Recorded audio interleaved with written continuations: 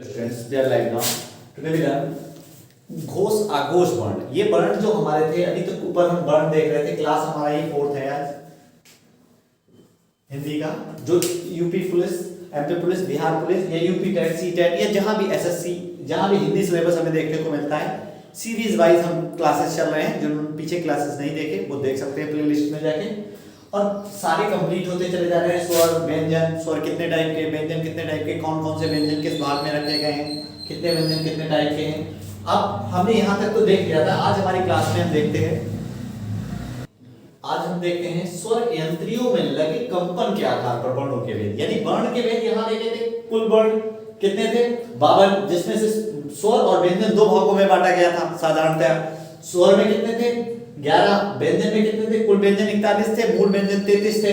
स्वर में दो टाइप थे, हस्त स्वर और दीर्घ स्वर। व्यंजन को भी बांटा गया था, स्पर्श व्यंजन,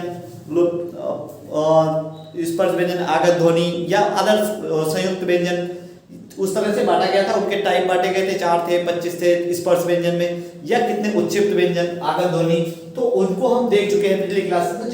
देखना चाहते हैं तो देख सकते हैं। अब इसी हिसाब से स्वरों को कितने आधार पर बांटा गया? दो भाग, कंपन के आधार पर दो भागों में बांटा गया। स्वर के कंपन के आधार पर, स्वर में लगे कंपन, जब हम बोलते हैं तो जो कंपन होता है उसके आधार पर दो भागों में बांटा गया, सघोष वर्ण, आघोष वर्ण। कुल व्यंजन कितने हैं इसमें? 35। कुल व्यंजन कंपन के आधार पर 35 बनाए गए हैं और उनको दो भागों में बांटा गया। सघोष वर्ण में कितने हैं? 22। सघोष वर्ण में 22 हैं और आघोष वर्ण में 13 हैं। सघोष में 22 और आघोष में 13 वर्ण हैं। पहला सघोष वर्ण को कैसे पहचानते हैं? जिनके उच्चारण में कंपन या घर्षण होता है। जैसे हम जब बोलते हैं, उच्चारण करते हैं या बोलते हैं कोई अक्षर या वर्ण, तो जब बोलने पर कंपन हो या घर्षण हो तो उसे क्या कहते हैं? सघोष वर्ण कहते हैं। नेक्स्ट आ जाता है आघोष वर्ण। आघोष वर्ण क्या है? जिनके उच्चारण में कंपन या घर्षण नहीं होता, यानी ये उसका उल्टा होता है। जस्ट सघोष में कंपन, जब बोलेंगे उच्चारण करेंगे तो कंपन या घर्षण होगा आवाज में, ध्वनि में, हवा में जब निकलती है हवा मुख से तो। और जब उच्चारण, हवा मुख से निकलेगी उच्चारण करते समय, जब घर्षण या कंपन नहीं होगा, सीधे बोल जाएंगे स्पष्ट, तो वो आघोष वर्ण कहलाएंगे। तो यही सघोष और आघोष वर्ण है। अब इनको देख लेते हैं कौन कौन से हैं। सघोष वर्ण और आघोष वर्ण। सघोष वर्ण हमने जैसे कि देखा है कि 22 है, आघोष वर्ण 13 है। अब इनको बांटा कैसे गया? हम जानते हैं कि कोई भी व्यंजन को या वर्णमाला को बांटा गया है। व्यंजन को बोलते हैं कचट तप से। 5 वर्ग हैं। वर्ग कितने हैं? 5। और प्रत्येक वर्ग में वर्ण कितने हैं? 5। 5 वर्ग है और 5 वर्ण हैं प्रत्येक वर्ग में। जैसे पहला है का वर्ग, चा वर्ग, टा वर्ग, ता वर्ग। कचट तप इसे बोलते हैं, कचट तप। का, चा, कचट तप से याद रख सकते हैं इन्हें हम। का, चा, टा, ता, और कितने हुए थे? 4, और ये पा। कचट तप इस तरह से याद रख सकते हैं इस वर्ग को, कचट तप। कचट तप में क्या है? 1 2 3 4 5 5 वर्ग हो जाते हैं हमारे। 1 वर्ग, 2 3 4 5, इस तरह से वर्गों में बांटा गया। और प्रत्येक वर्ग में 5 वर्ण होते हैं। जैसे का, खा, गा, घा, अ, चा, का, छा, जा, झा, उआ, टा का, ठा, डा, ढा, अड़ा। ता का हो जाता है था, दा, धा, ना। पा का हो जाता है फा, बा, भा, मा। इस तरह से हमारे ये 25 हो जाते हैं टोटल। तो 25 तो ये है यहाँ पर जो कुल कंपन के आधार पर व्यंजन है। 35 से 25 ये हो जाते हैं हमारे। 5 वर्ग हैं, प्रत्येक वर्ग में 5 वर्ण हैं। तो 5 और 5 25 हो जाते हैं ये इस तरह से। और 25 में से अभी हमारे बचते हैं 10।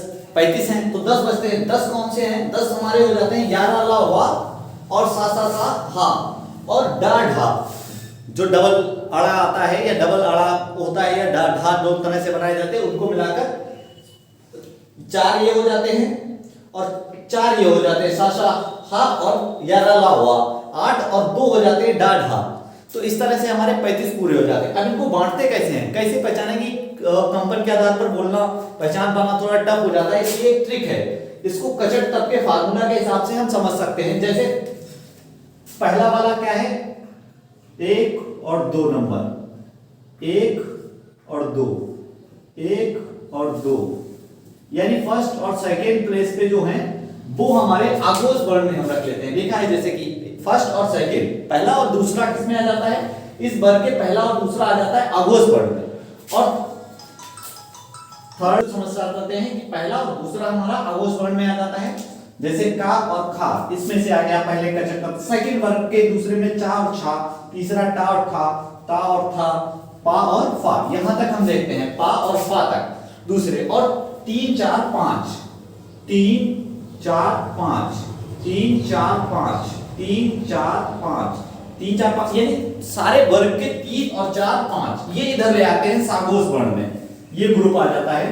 अब ये क्या है, ये 3 तो हैं लेकिन ये डा ढा ढा अड़ा अड़ा इस तरह से बनते हैं, तो ये सभी को काउंट किया गया है एक में ही, ये 3 वर्ग में आ जाता है।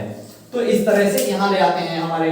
अब उसके बाद बचते क्या, ये कचट तक से 25 वर्ग जो होते हैं वर्ण पूरे हो जाते हैं पांचों वर्ग से, 2 उधर पहला दूसरे स्थान पर आगोश वर्ण, 3 4 5 पे आ जाता है सगोश वर्ण। हमें याद रखने का ट्रिक है 1 2 आगोश, 3 4 5 सगोश, 1 2 आगोश, 3 4 5 सगोश। तो इस तरह से हम इनको बांट सकते हैं कचट तब वर्ग के, 5 वर्ग है, 5 5 वर्ण है, 25 का बांट दिया जाता है, 25 को किस तरह से बांटा जाता है। उसके बाद आ जाता है हमारा या रा ला वा, या रा ला वा, ये जो होते हैं ये किस में ले आते हैं सगोश में, और फिर आगोश में सा सा सा, तीनों सा, और लास्ट में आ बचता है वो सगोश वर्ण में ले आते हैं। इस तरह से हमारा सा सा सा यहां याद रखना है, या रा ला वा, और तीनों सा, और फिर लास्ट आ बचता है वो इधर ले आते हैं। इस तरह से हमारे 35 वर्ण पूरे हो जाते हैं, 22 इधर आ जाएंगे सागोश में, 13 आगोश में।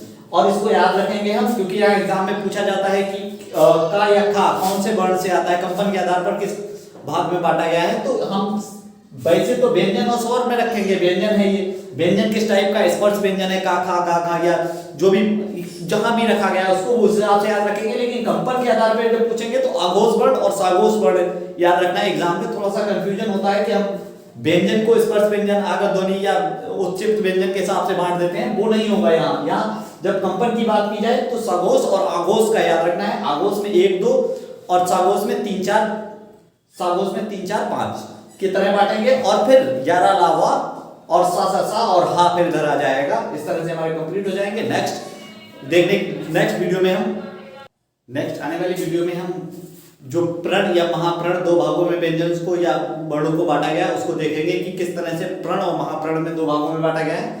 नेक्स्ट वीडियो देखने के लिए चैनल को सब्सक्राइब करके वीडियो को लाइक करें।